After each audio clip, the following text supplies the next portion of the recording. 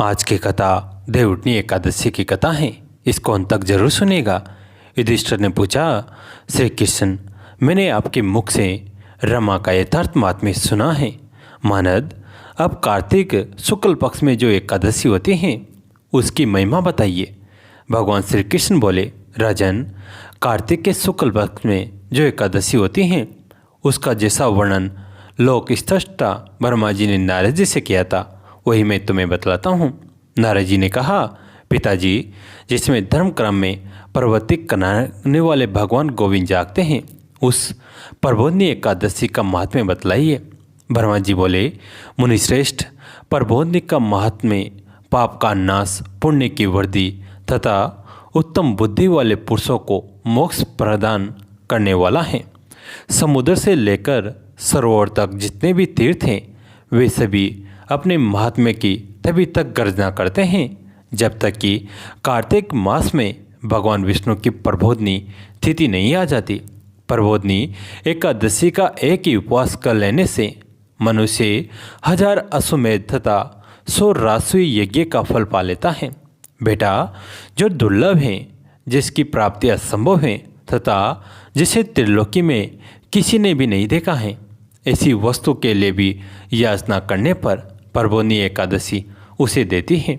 भक्तिपूर्वक उपवास करने पर मनुष्यों को हरिबोधनी एकादशी ऐश्वर्य, संपत्ति, उत्तम बुद्धि, राज्य तथा सुख प्रदान करती हैं। मेरु पर्वत के समान जो बड़े बड़े पाप हैं उन सबको ये पाप नाशिनी प्रबोधनी एक ही उपवास में भस्म कर देती हैं। पहले के हजारों जन्मों में जो पाप किए गए हैं उन्हें प्रबोधनी की रात्रि का जागरण रुई की ढेरी के समान भस्म कर डालता है। जो लोग प्रबोधनी एकादशी का मन से ध्यान करते तथा जो इसके व्रत का अनुष्ठान करते हैं उनके पितर नरक के दुखों से छुटकारा पाकर भगवान विष्णु के परम धाम को चले जाते हैं। ब्राह्मण, अश्वमेध आदि यज्ञों से भी जिस फल की प्राप्ति कठिन है वो प्रबोधनी एकादशी को जागरण करने से अनायास ही मिल जाता है।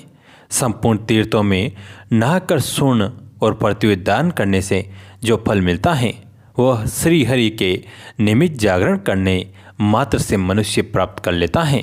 जैसे मनुष्यों के लिए मृत्यु अनिवार्य है उसी प्रकार धन संपत्ति मात्र भी क्षणभंगुर है। ऐसा समझकर एकादशी का व्रत करना चाहिए। तीनों लोकों में जो कोई भी तीर्थ संभव है वे सब प्रबोधनी एकादशी का व्रत करने वाले मनुष्य के घर में मौजूद रहते हैं।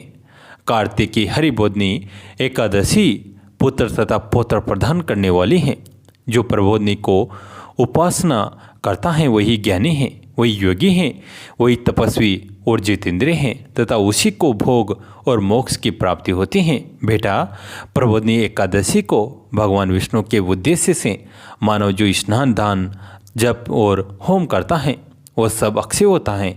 जो मनुष्य उस तिथि को उपवास करके भगवान माधव की भक्तिपूर्वक पूजा करते हैं वे 100 जन्मों के पापों से छुटकारा पा जाते हैं। इस व्रत के द्वारा देवेश्वर जनार्दन को संतुष्ट करके मनुष्य संपूर्ण दिशाओं को अपने तेज से प्रकाशित करता हुआ श्रीहरि के वैकुंठ धाम को जाता है। प्रबोधनी को पूजित होने पर भगवान गोविंद मनुष्यों के बचपन, जवानी और बुढ़ापे में किए हुए 100 जन्मों के पापों को चाहे वे अधिक हो या कम धो डालते हैं। अतः सर्वथा प्रयत्न करके संपूर्ण मनोवांछित फलों को देने वाले देवादिदेव जनार्दन की उपासना करनी चाहिए। बेटा नारद, जो भगवान विष्णु के भजन में तत्पर होकर कार्तिक में पराये अन्न का त्याग करता है वो चंद्रायण व्रत का फल पाता है। जो प्रतिदिन शास्त्रीय चर्चा से मनोरंजन करते हुए कार्तिक मास व्यतीत करता है वो अपने संपूर्ण पापों को जला डालता और 10,000 यज्ञों का फल प्राप्त करता है। कार्तिक मास में शास्त्रीय कथा के कहने सुनने से भगवान मधुसूदन को जैसा संतोष होता है वैसा उन्हें यज्ञ, दान अथवा जप आदि से भी नहीं होता।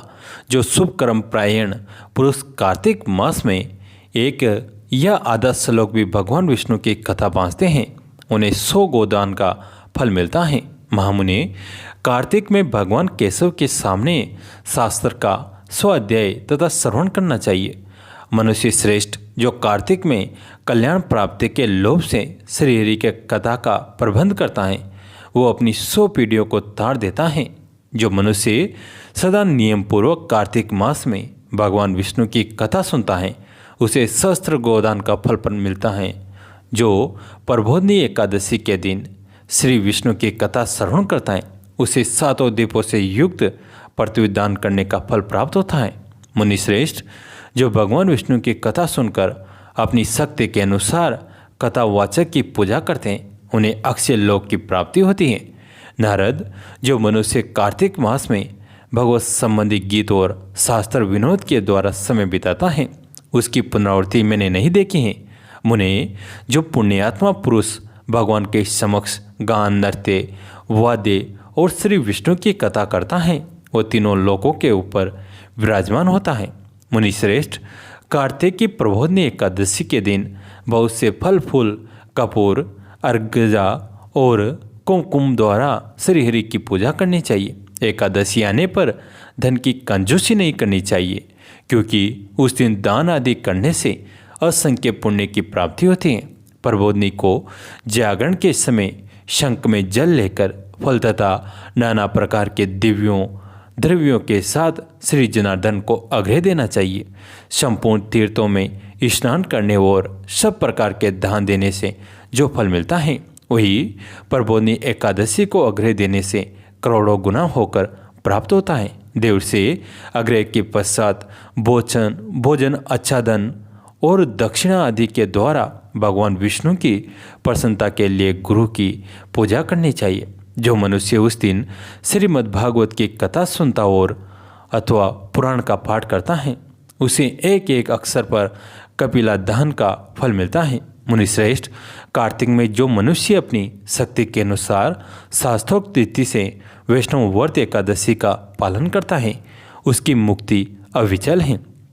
केती के एक पत्ते से पूजित होने पर भगवान गरुड़ध्वज 1000 वर्ष तक अत्यंत तृप्त रहते हैं। देव से जो अगस्त के फूल से भगवान जनार्दन की पूजा करता है, उसके दर्शन मात्र से नरक की आग बुझ जाती है। वह जो कार्तिक में भगवान जनार्दन को तुलसी के पत्र और पुष्प अर्पण करते हैं, उनका जन्म भरण का किया हुआ सारा पाप भस्म हो जाता है। मुने जो प्रतिदिन दर्शन, स्पर्श, ध्यान, नाम कीर्तन, स्तवन, अर्पण, सेचन, नित्य पूजन तथा नमस्कार के द्वारा तुलसी में 9 प्रकार की भक्ति करते हैं, वे कोटि सहस्त्र युगों तक पुण्य का विस्तार करते हैं। नारद सब प्रकार के फूलों और पत्तों को चढ़ाने से जो फल होता है, वह कार्तिक मास में तुलसी के एक पत्ते से मिल जाता है। कार्तिक आया देख प्रतिदिन नियम पूर्वक तुलसी के कोमल पत्तों से महाविष्णु श्री जनार्दन का पूजन करना चाहिए।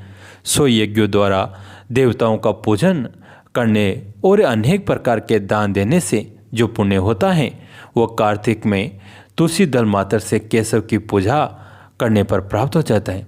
कैसी लगे आज की कहानी कमेंट में ज़रूर बताइएगा। अगर अच्छी लगे तो इसे अपने दोस्तों के साथ, फैमिली के साथ शेयर कीजिए। कहानी अंत तक सुनने के लिए आप सभी का तहे दिल से धन्यवाद।